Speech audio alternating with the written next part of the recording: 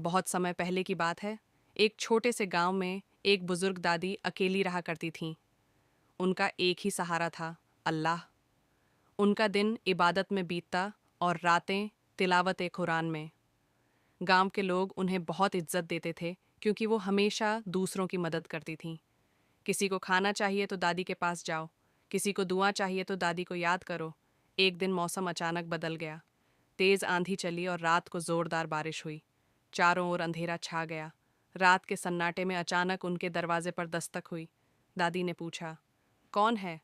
बाहर से आवाज़ आई, मैं एक मुसाफिर हूँ, भूखा हूँ। अल्लाह के नाम पर कुछ खिला दीजिए।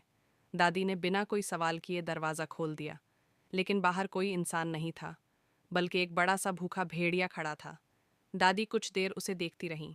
कोई और होता तो दरवाज़ा बंद कर देता या डर से कांपने लगता, लेकिन दादी की आंखों में डर नहीं, रहम था। उन्होंने कहा, तू भी तो अल्लाह की मखलूक है। भूख तुझे भी लगती है जैसे इंसान को लगती है। वो अंदर गईं, एक कटोरी दूध और 2 रोटियां ले आईं। उन्होंने वो सब कुछ दरवाजे के बाहर रख दिया और खुद एक कोने में जाकर बैठ गईं। भेड़िया कुछ देर तक दादी को देखता रहा, फिर धीरे धीरे पास आया और खाना खाने लगा। वो दादी को नुकसान नहीं पहुंचाता, बल्कि खाना खाकर चुपचाप जंगल की ओर लौट गया। अगली सुबह गांव में ये बात फैल गई। लोग चौंक गए। दादी, आपको डर नहीं लगा? अगर वो हमला कर देता तो? दादी मुस्कुराईं और बोलीं, जिसका भरोसा अल्लाह पर होता है उसे किसी मखलूक से डर नहीं लगता।